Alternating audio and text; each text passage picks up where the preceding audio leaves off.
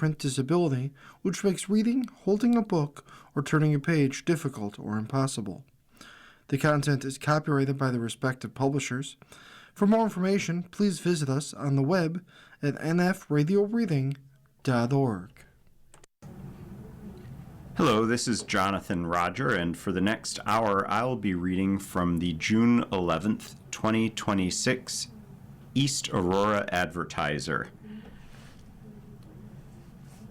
on the Niagara Frontier Radio Reading Service. The first article is entitled Rabbi Resigns from East Aurora Village Board by Sean Cunningham, staff reporter.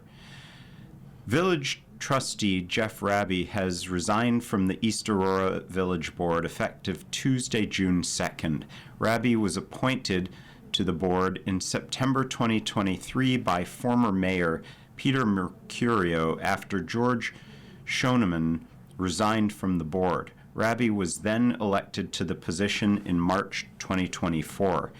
He said he is grateful for his time serving the community, but he needs to move on. This decision was not made lightly, Rabbi wrote in a statement to the newspaper.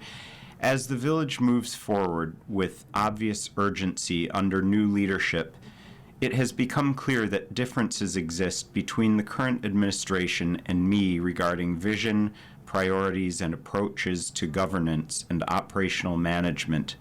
While healthy debate and differing perspectives are important parts of public service, I believe it is in the best interest of both the village and myself to step aside at this time. Rabbi said stepping aside reflects both his respect for the village and his commitment to doing what he believes is right for his family, leadership values, and the community. I wish the village employees the very best as they continue to navigate their important work on behalf of our community, Rabbi said. Rabbi's term is set to expire in March 2027. At the June 1st meeting, trustee Ryan Camp brought up the village's election cycle. In February 2021, the village board voted to extend the term limits of both trustees and the mayor from a 2-year term to a 4-year term. The first trustees to serve a 4-year term were elected in 2022. As a result of the term extensions, the village will have an election in March 2027 where 3 trustee seats will be available. The village will then go 3 years without an election. Camp said that as other municipalities were moving to even-year election cycles, the upcoming election offers an opportunity for discussion around whether the village should do the same. New York State passed a law mandating the transition to even-year elections for town and county officials, but the law does not apply to villages. Members of the board said that they agreed with the village's move to 4-year terms. I agree. I think 4 years is great, Camp said. I don't love, personally, the 3-year gap in elections. Camp said he wanted to bring the idea up to the board to the future discussion. The board also discussed the timing of village elections, which can be held in March or June. Campaigning in the cold is a lot less fun in February than it would be in May, Camp said. The village's fiscal year is mandated to be June 1st to May 30th, which means that village board members elected in March and appointed in April approve a budget that has been created by members of the board who may no longer be in power. This year, as a result of the transition, the budget's approval was delayed by 2 weeks to allow time for a newly elected majority to weigh in. If village elections were to be moved to June, newly elected board members would be working off a budget adopted by the previous board.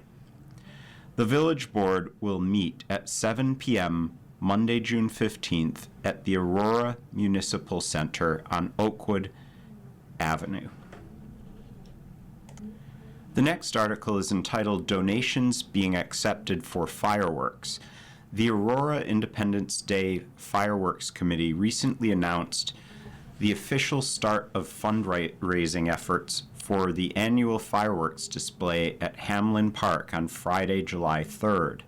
This year's goal is $19,000.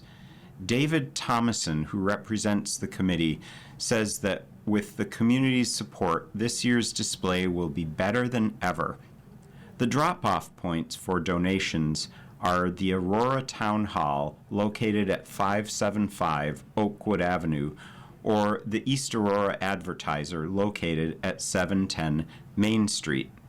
Checks can also be sent by mail to the Aurora Town Hall, care of Fireworks Donation, 575 Oakwood Avenue, East Aurora.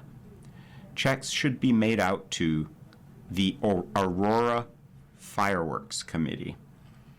Donations will be listed in the East Aurora Advertiser. Fireworks begin at 10 p.m. Friday, July 3rd. The next article is entitled East Aurora Grads Parachute into Normandy During D-Day Reenactment by Rick Oler, columnist.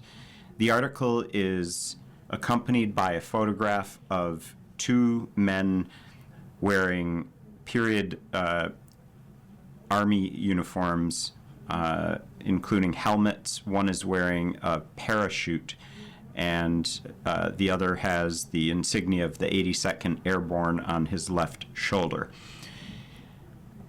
It was not the usual place for a class reunion, but East Aurora High School class of 1980 alumni Jim Stanley and Lars Braun met last week in Normandy, France, to reenact the parachute assault on Nazi forces that formed part of the D-Day invasion. For Braun, it had been 35 years since his last parachute jump. For Stanley, not so long. He had participated in the reenactment in 2024 for the 80th anniversary. Both Braun and Stanley had spent time in the military.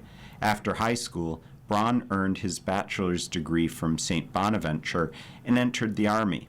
He served in Panama in Operation Just Cause, where he met up with Stanley, Desert Storm, and 3 tours in what he called, quote, the Forever Wars, Afghanistan and Iraq, end quote. The credit goes for me getting to Normandy goes to Stanley, Braun said, while en route back to the Baltimore area, where the retired U.S. Army colonel is now a civilian employee of the U.S. Coast Guard. He told me what a great experience it had been, so I traveled to Florida, got recertified to jump, and joined him. I bought period-accurate uniforms, helmet, the works.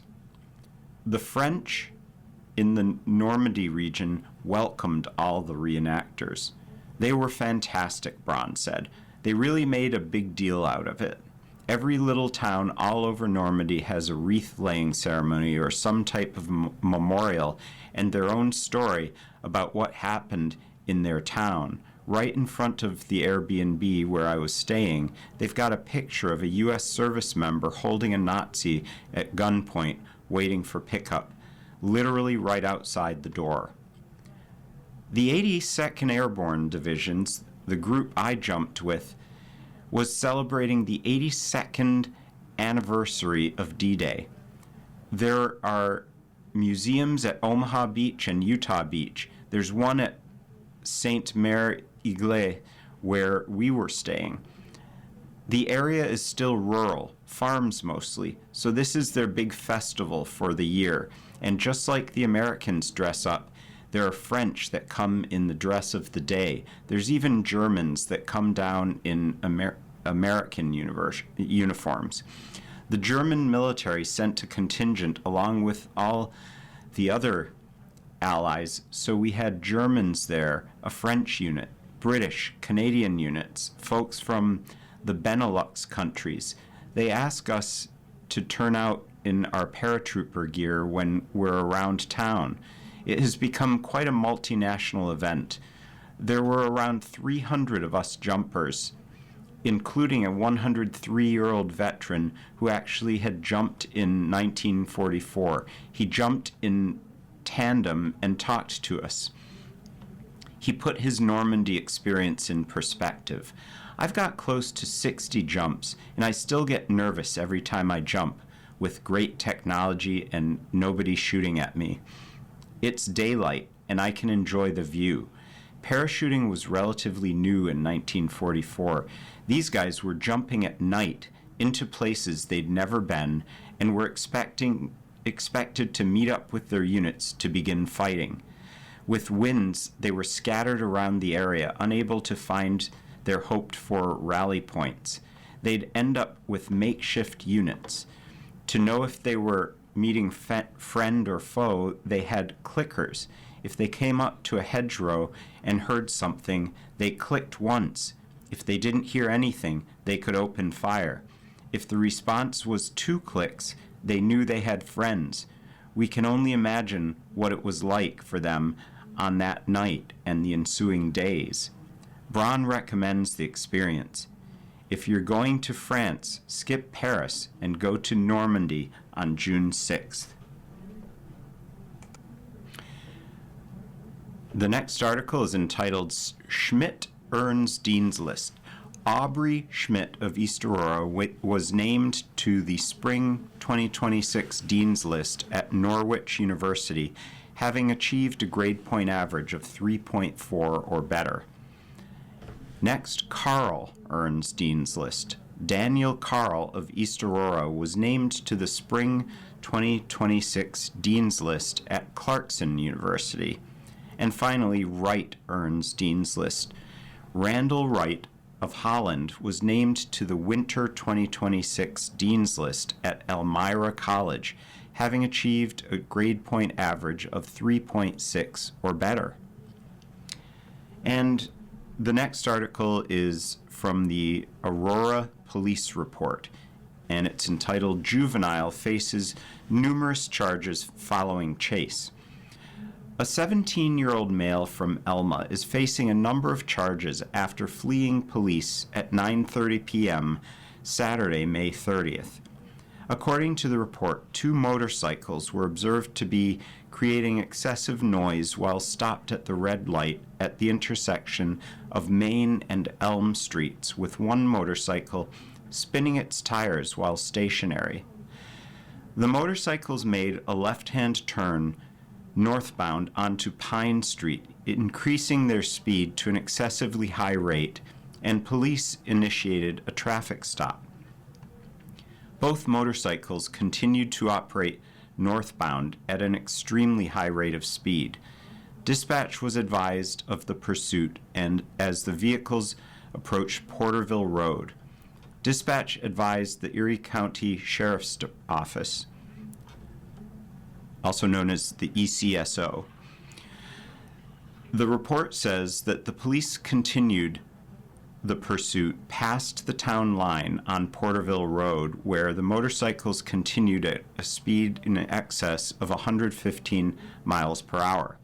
The motorcycles then reportedly turned left onto West Blood Road from Porterville Road, where the officer lost sight of one of the motorcycles. Patrol continued to pursue the other motorcycle westbound on West Blood Road, where a description of the clothing of the subject was observed. As the pursuit continued, the operator was observed to commit a number of vehicle and traffic law violations in the town of Elma. The subject failed to exercise due care for other vehicles operating on the roadway as he continued at a high rate of speed, moving in and out of lanes and failing to turn safely.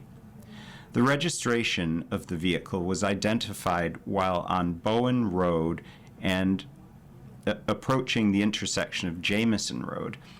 The subject turned northbound onto Creek Road from Jamison Road, and visual of the subject was lost at the intersection of Creek and Stoll Roads. Dispatch requested units from the ECSO to conduct surveillance on the registered owner's address while the area was canvassed. As patrol was en route to meet units from the ECSO at the subject's residence, the subject was observed making a U-turn heading southbound on Town Line Road. The patrol vehicle was maneuvered in an attempt to prevent the subject from proceeding past him. The subject used the shoulder of the roadway to get past the patrol vehicle, striking the driver's side front bumper. The vehicle sustained no apparent damage. The report says the subject was able to maintain control of the motorcycle and fled southbound on Town Line Road, turning westbound on Bullis Road. Visual was made of the subject on Bullis Road, but it was lost sight of shortly after. Units from the ECSO stated they spoke with the subject's 49-year-old mother, who advised that the subject was operating the motorcycle and he had gone to East Aurora for ice cream. The mother said that she had not been able to get in contact with the subject. The mother was advised that the subject struck his patrol vehicle during the incident and that upon his return home she should advise him to turn himself in. At approximately 10 p.m., the subject reported to the station to turn himself in, accompanied by his 52-year-old father. The subject admitted to operating the motorcycle during the incident and fleeing from police. The subject stated that he was uninjured during the incident and did not need medical attention. The subject also stated that he did not know the identity of the second motorcycle operator. The subject was charged with reckless driving, resisting arrest, unlawful fleeing of a police officer in a motor vehicle in the third degree, and obstructing governmental administration in the second degree. In addition, violations were issued for failure to obey a police officer, failure to yield right-of-way to an emergency vehicle, moving from a lane unsafely, unsafe passing on the left, improper right turn at an intersection, unsafe turn, failure to signal, illegal signal less than 100 feet, failure to stop at a stop sign, passing a red light, speed not reasonable and prudent, unreasonable speed, specialized hazards, and operating a motor vehicle without an inspection certificate, insurance, and a proper license. That concludes that article. The next article is from the Erie County Sheriff's Report and is entitled Illicit Drug Charges in Holland. Erie County Sheriff's deputies responded to arrest a man at the intersection between South Main Street and Capitol Heights in Holland on June 2nd. While being taken into custody on an active warrant, the man was found with a plastic baggie containing a white powdery substance and drug paraphernalia. He was further charged with third-degree criminal possession of a controlled substance, fourth-degree criminal possession of a controlled substance, second-degree criminally using drug paraphernalia, and 2 counts of seventh-degree criminal possession of a controlled substance. In other area calls handled by the Erie County Sheriff's deputies out of the Clarence and Elma substation, on May 30th, no incidents were reported on this date. May 31st, traffic assistance for the fire department was provided at the intersection between Two Rod and Bullis Roads in Marilla after oil was spilled in the roadway. June 1st, a set of keys were lost on West Main Street in the Aldentown Park. A resident of an apartment on Broadway Street in Alden reported a dent near his door handle due to someone attempting to gain entry. A vehicle attempting to enter the Steuben Foods parking lot missed the entrance and ended up in a ditch on Maple Road in Elma. A resident of Parker Road in Holland reported an unknown individual who put spike strips in the roadway, causing her tire to go flat. You are listening to a reading of articles and features from the East Aurora Advertiser on the Niagara Frontier radio reading service. June 2nd. A resident of Big Tree Road in Wales reported a neighbor was clearing out their house and burning items in their yard. Their neighbor agreed to put the fire out. June 3rd. A resident of Eastwood Road in Marilla turned in ammunition. June 4th. A two-vehicle accident occurred at the intersection between Rice Road and Kirkwood Drive in Elma. The striking vehicle hit the rear part of the second vehicle on the driver's side. The damage to both vehicles was minor, and there were no injuries reported. While a driver was waiting to make a left turn, his trailer was struck by the vehicle behind him on the intersection between Clinton Street and Bowen Road in Elma. When the driver pulled over to exchange information, the striking vehicle continued on. A vehicle attempting to turn from Transit Road onto Clinton Street in Elma collided with an oncoming vehicle. Two individuals were transported to a local hospital for treatment by AMR. June 5th. 6 patio chairs were taken from the backyard of a residence on Exchange Street in Alden. After quitting her job, a woman reportedly became verbally aggressive and refused to leave the building on Seneca Street in Elma. The woman was escorted off the premises. After receiving a traffic complaint about an erratic vehicle, the vehicle in question was located at the intersection between Shang and Strikersville Roads in Wales. After investigation, the driver was charged with DWI.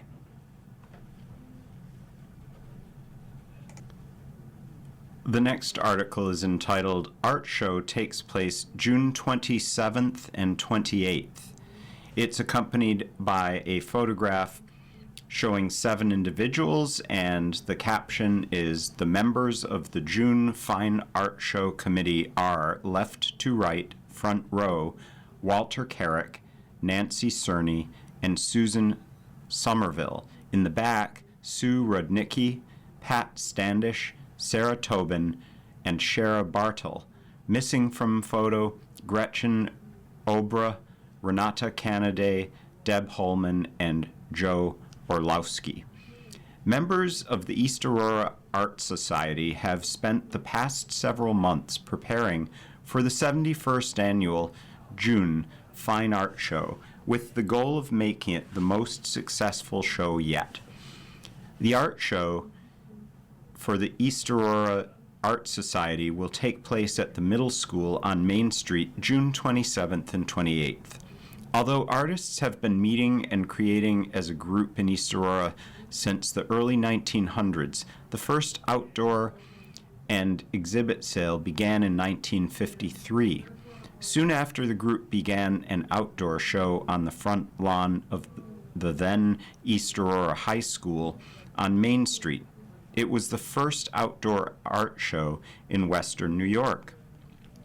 Decades later, artists still display their art on snow fences in addition to tents. A limited number of exhibitor spaces are still available for the artists interested in showing and selling their work. For more information, contact Nancy Cerny at nancerny@hotmail.com, and that's spelled NANCERNY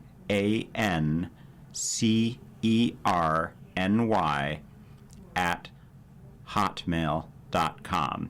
And if you need that repeated to you, please call the Niagara Frontier Radio Reading Service at 716-821-5555. The next article is entitled, Griffin's Mills Presbyterian Church Seeks Clothing Donations. There is a new place to consider when donating used clothing and other goods.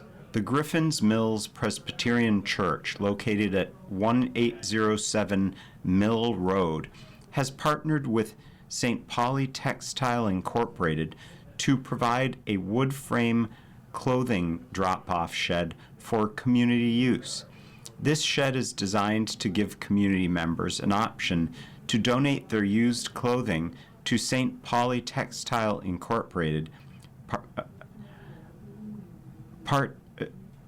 partners with businesses and various organizations to distribute donated items both here in the U.S. and worldwide, where they're ultimately reworn by people who need them.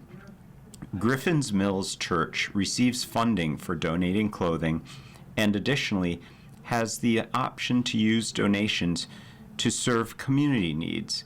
With over 1,700 clothing drop-off sheds in place, St. Pauli Textile Incorporated collects over 175,000 pounds of clothing a day and estimates that this clothing ends up in 44 different countries, including the United States, each year. In 2025, the company was able to keep over 78 million articles of clothing out of landfills, which clothed an estimated 10 million people worldwide. The company was founded in 1996 and is an A-plus rated member of the Better Business Bureau. Accepted items include clothing, shoes, belts, purses, blankets, sheets, curtains, pillowcases, and stuffed animals. And accompanying this photo is a photo of a white church with a small shed behind it, and the caption is, "The Griffin's Mills Presbyterian Church on Mill Road is collecting donated items in an outdoor shed on the premises." The next article is entitled Carden Graduates. Jennifer Carden of East Aurora graduated from James Madison University in May 2026 with a Master of Music degree. Lay earns Dean's List. Michaela Lay of East Aurora was named to the Spring 2026 Dean's List at SUNY Oneonta, having achieved a grade point average of 3.5 or better. The next article is entitled Events at the Elma Library. The following events will take place at the Elma Public Library at 1860 Bowen Road in Elma. Register for classes by calling the library at 716-652-2719. That's 716-652-2719. Feedmore. The Feedmore Western New York Farmers Market truck will be at the library with fresh fruits and veggies from 12:30 to 1:30 p.m. Thursday, June 11th. The market accepts cash, debit, credit card, tap to pay, and SNAP EBT. Book Club. This month's book club will meet at 6:30 p.m. Wednesday, June 17th. The book theme is American history, and the title is The Last Castle by Denise Kiernan. Stop by the library to pick up a copy of the book. Everyone is welcome. Self-defense. Sister Judith Beiswanger will teach awareness, prevention, and simple moves to get away if someone is threatened physically. This class is designed for seniors over 55 years old, and it is scheduled for 2 p.m. Tuesday, June 16th. The next article is entitled Events at the Aurora Library. The following events and classes will take place at the Aurora Town Public Library, located at 550 Main Street in East Aurora. Space is limited, and registration can occur by calling the library at 716-652-4440. That's 716-652-4440. Or signing up in person. You are listening to a reading of articles and features from the East Aurora Advertiser on the Niagara Frontier Radio Reading Service. Back to events at the Aurora Library. Teen Club.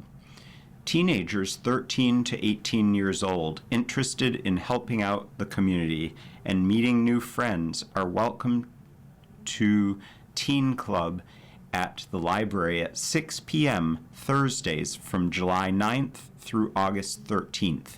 The club will get together for crafts, service learning, and snacks. Renaissance Fair.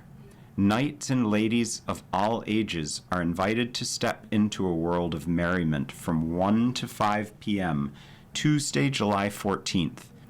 Dress in the finest garb and come to an enchanting afternoon of old world activities, crafts, live demonstration, and delightful treats. D&D Storytellers. Get ready to embark on an incredible adventure across the magical world of Faerun.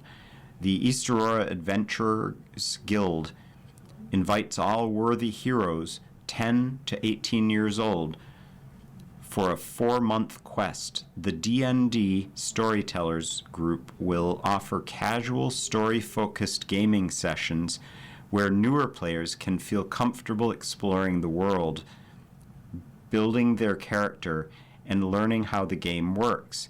After session 0 at 6 p.m. Monday, June 29th, the first Storytellers campaign will meet 4 to 5:50 p.m. on the following Wednesdays. Session 1, July 22nd, Session 2, August 19th, and Session 3, September 16th. D&D Survivalists.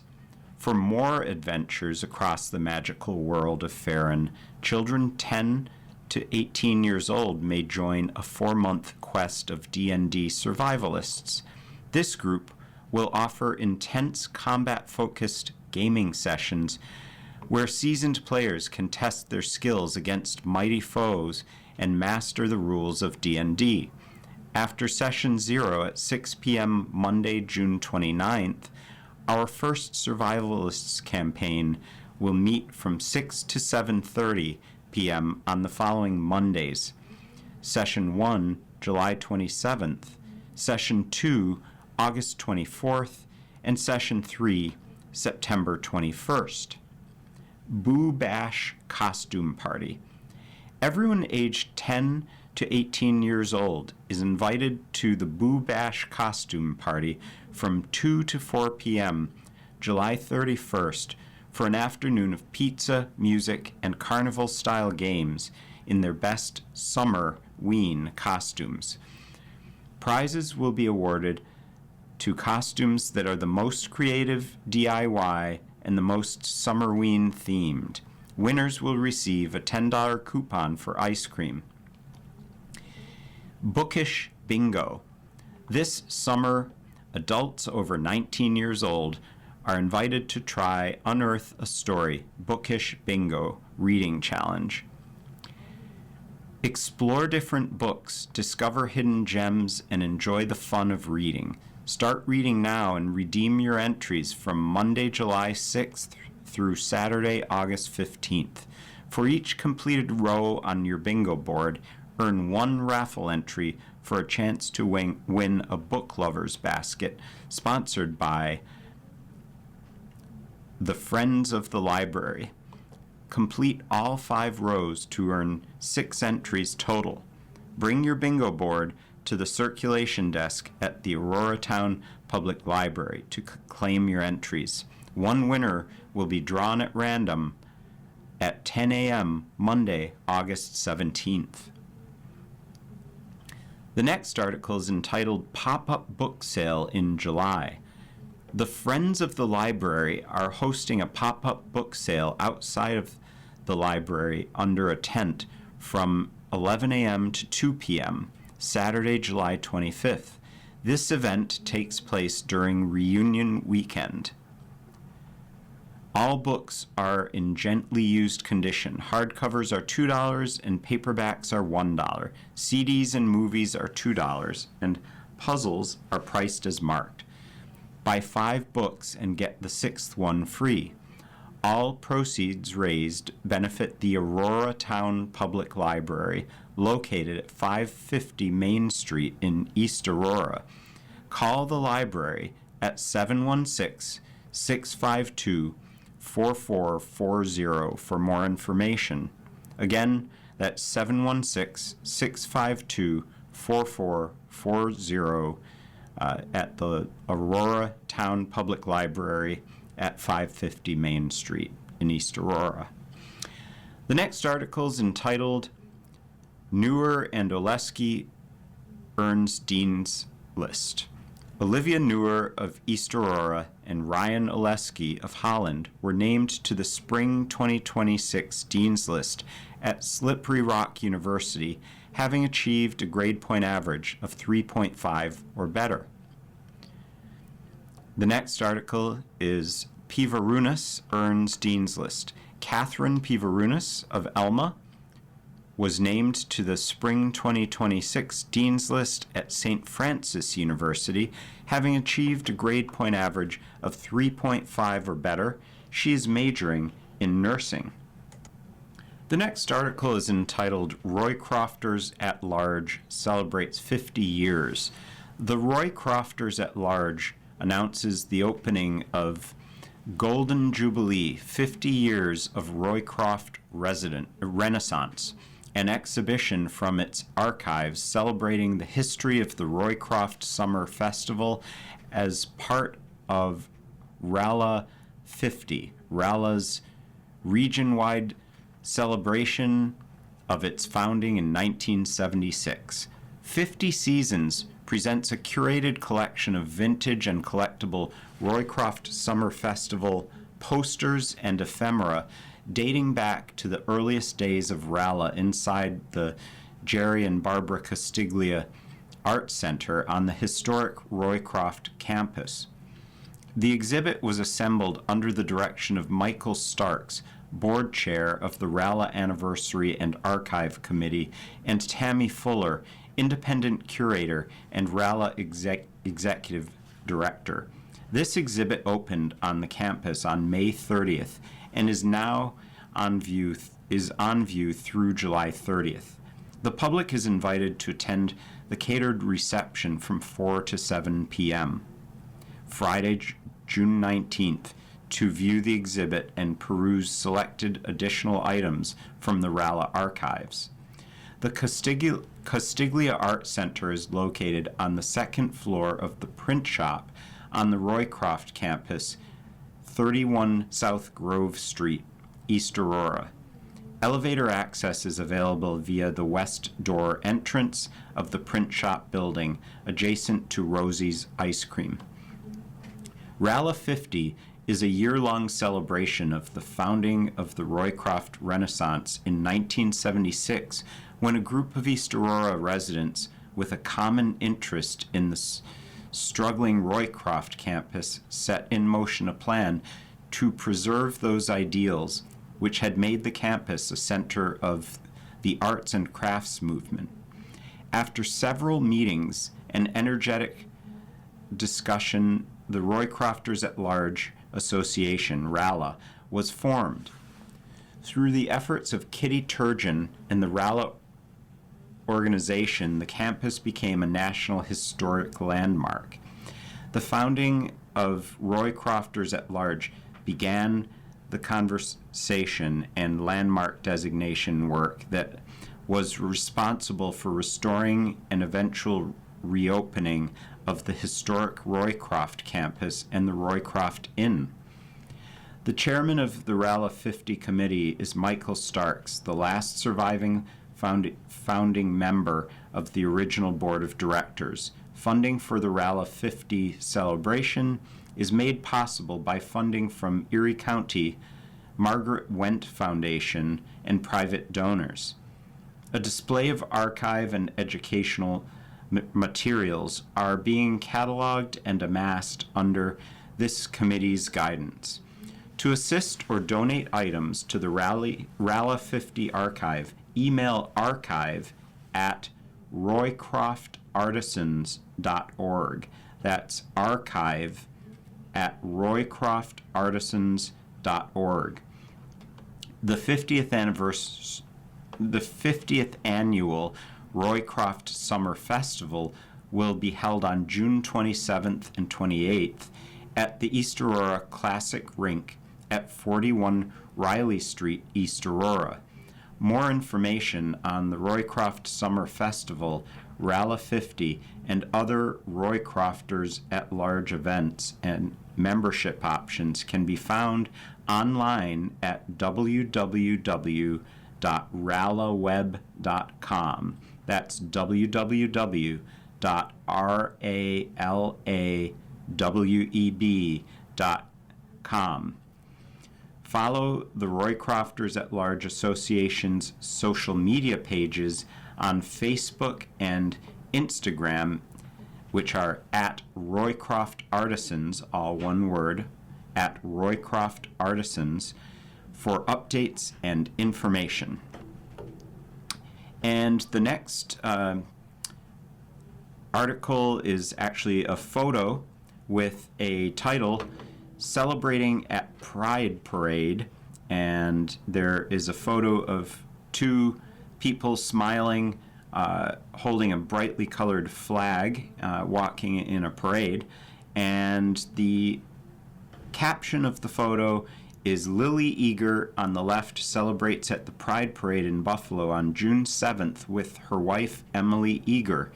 The couple was married at Knox Farm State Park in June 2024.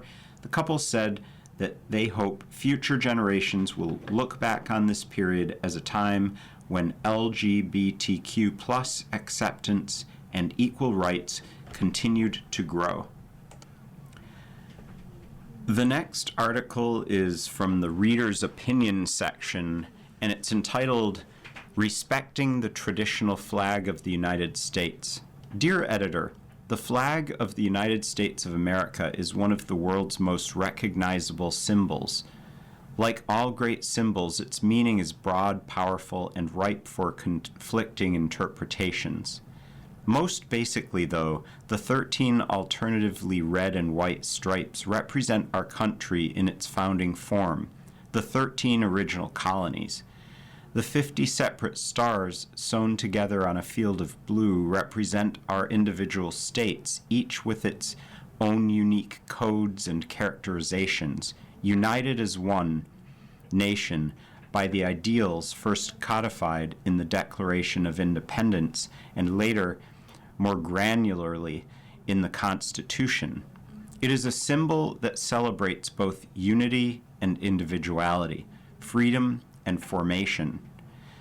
This great symbol belongs to all Americans, past, present, and future, and is worthy of a healthy measure of respect. To that end, the federal government established a flag code which is meant to guide citizens in our use of this revered symbol. As we approach the 250th anniversary of the signing of the Declaration of Independence, an event that is commonly celebrated as the founding moment of our country, I wanted to highlight one specific aspect of this federal code, the whole of which can be easily found on the American Legion's webpage, www.legion.org. That's www.legion.org. The rule I reference is under the heading Respecting the Flag and reads as follows, quote, the flag should never have placed upon it, nor on any part of it, nor attached to it, any mark, insignia, letter, word, figure, design, picture, or drawing of any nature. End quote. I share this because during these divisive times, I've increasingly noticed a wide array of flag flavors popping up to meet the moment. Color-coded emblems meant to alternatively offer support or draw lines in the sand of current culture wars. flags fashioned with cartoonish characters wielding weapons, or more benignly, flags with phrases of praise and promise scrolled across one of the ribbons of white. While I can certainly empathize with the urge to publicly clarify our country's ideals or celebrate its greatness, our flag can speak for itself. Of course, you can do whatever you want. It's a free country, after all, thank God. But may I suggest that if you love this country and what it stands for enough to fly its flag, then the least you can do is refrain from soiling it with spray-painted slogans and pictures of perceived heroes. The Stars and Stripes should be enough. By Matt Bindig from East Aurora. The next article is from the Saved from the Hell Box section and is by Grant M. Hamilton, publisher, and its title is How to Start a Conspiracy Theory. In the news business, we're always looking at and thinking about what we are reporting, and when the recent East Aurora Union Free School District budget and board election results were announced, it seemed odd that it was noted that 600 ballots were cast without a vote for any school board candidate. That evening, I spent some time trying to tally numbers to explain to myself how that could be. It was an apples and oranges mixture of totals that didn't answer the question. That result was also a topic at the recent editorial meeting our editor holds each week. Later that week came a district announcement about the votes and that there had been an error. However, it did not change the outcome of the election. That also was some cause for a question. Election may be an all-inclusive term for the voting, but it raises a question. School board members are elected while budget propositions are approved or rejected. That's the kind of thing that goes through a reporter's mind. The annual vote in school district matters often doesn't attract a great deal of participation by voters or candidates. In East Aurora, 3 seats were open and there were 3 candidates.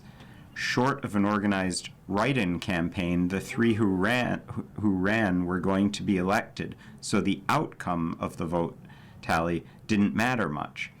Had there been a 4th candidate, or if the budget proposition vote had changed significantly, perhaps it would have been a different matter. For the candidates, the first place candidate in vote numbers saw a significant increase in the margin over the second place, and the second place candidate saw an increase over the third place. However, the bottom line is they each get 1 vote on the board decisions, regardless of whether they were win, place, or show. Voters can decide for themselves how to interpret if there is a meaning to the differences. But back to the results as reported election night and the follow-up by the district. It's good that the district fairly quickly acknowledged that there was an error in the tally, and also that the error didn't change the outcome of, quote, the election, end quote, as it was termed. Human error happens. As journalists, we're paid to question. We make professional judgments about follow-ups. We use the Freedom of Information law to seek documents. We find sources for information and find corroboration. It is standard operating procedure for some stories. Investigative reporting is the next level. In this case, we are satisfied with our reporting. The question raised by the, quote, 600 votes, end quote, was resolved honestly in this journalist's view. We reported online, night of vote, results as provided, had our discussions about the numbers, reported the district's error acknowledgement, and reported the district's restatement of the results. In short, we can move on. However, it doesn't take much to spark to start the ever-popular conspiracy theory in today's social media world. Had there been a fourth candidate in a close race, or the budget vote had been closer, the error was apt to turn into a vote conspiracy bonanza for some. We can imagine the posts with contrived reasons for the 600 vote oddity. Social media outlets and their posting and reposting opportunities advance conspiracy theories without investigation and without consequences.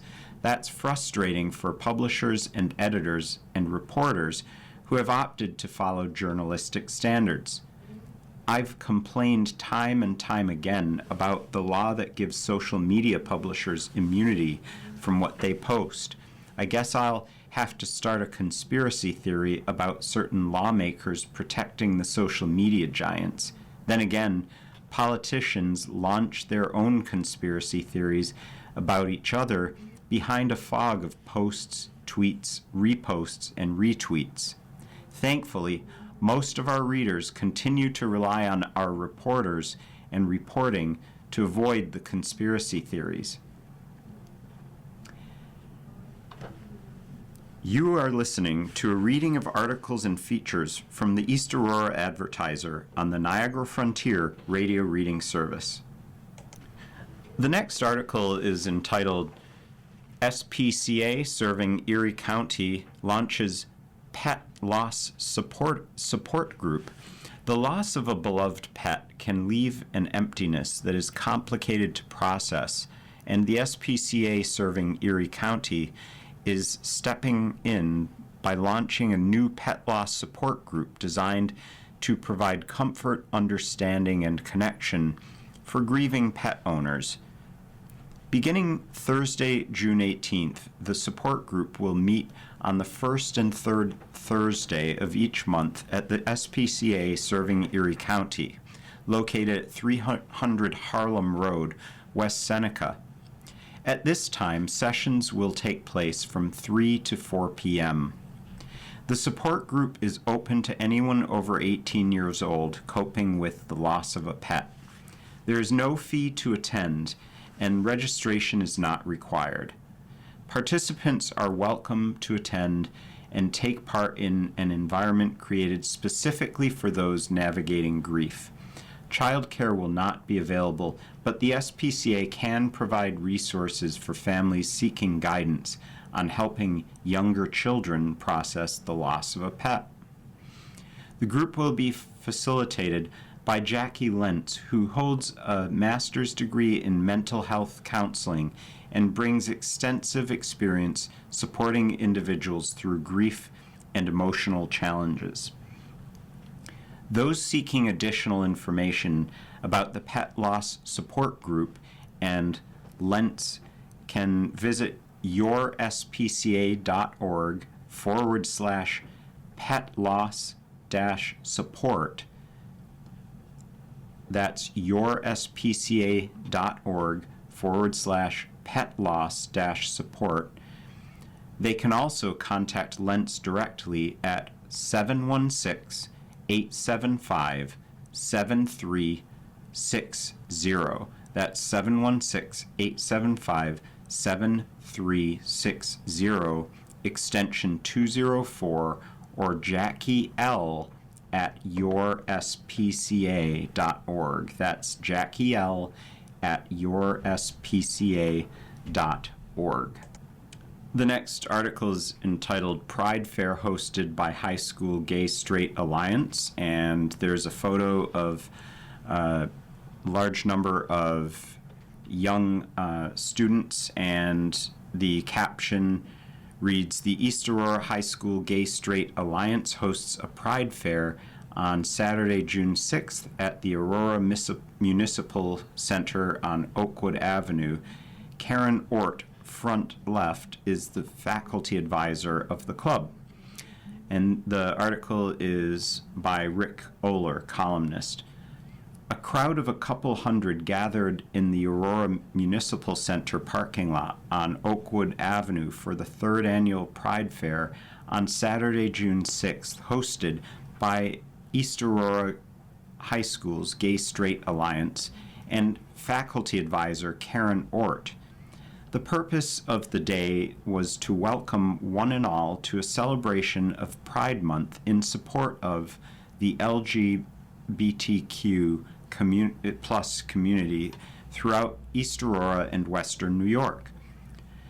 Students from the high school attended, as did the broader community. Elected officials were in attendance: Mayor Luke Wachensky and Village Trustee Ryan Camp and family, town board members Joe McCann, Jess Armbrust, Ray Razin, and Ben Garvey, and Town of Aurora Highway Superintendent David Gunner.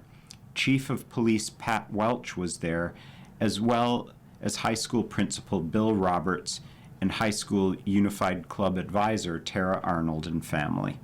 The event, bigger each year, has become a fixture on the town's busy calendar. Speakers for the day included Wachensky and McCann, pledging that the village and town would continue to support an inclusive community. Ort spoke in praise of her club members who planned the event and handled many of the logistics. She said that many of her club members would be walking in the June 7th Pride Parade in Buffalo. There is more to this article, and to hear more, please call the Niagara Frontier Radio Reading Service at 716-821-5555. You've been listening to a reading of articles from the June 11th issue of the East Aurora Advertiser. We read from the East Aurora Advertiser every Saturday at 10 a.m. Your reader has been Jonathan Roger. Thank you for listening. Coming up next in the Niagara Frontier Radio Reading Service, we have a reading of the Niagara Gazette. At noon, we have the Dunkirk Observer.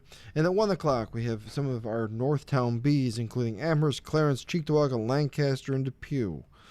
Stay with us for these readings and more throughout the day. You're listening to the Niagara Frontier Radio Reading Service. As of this year, our agency has broadcast more than 300,000 hours of radio readings. Volunteer radio readers read newspapers, magazines, and books to area people who are blind or have a print disability, who are provided reading radios. Radio Reading's broadcast signal is provided at no charge by WNED. Radio Reading broadcasts from studios at 1199 Harlem Road in suburban Buffalo. Please let others know about Radio Reading. It's your service. For more information on the Niagara Frontier Radio Reading Service, call 716-821-5555.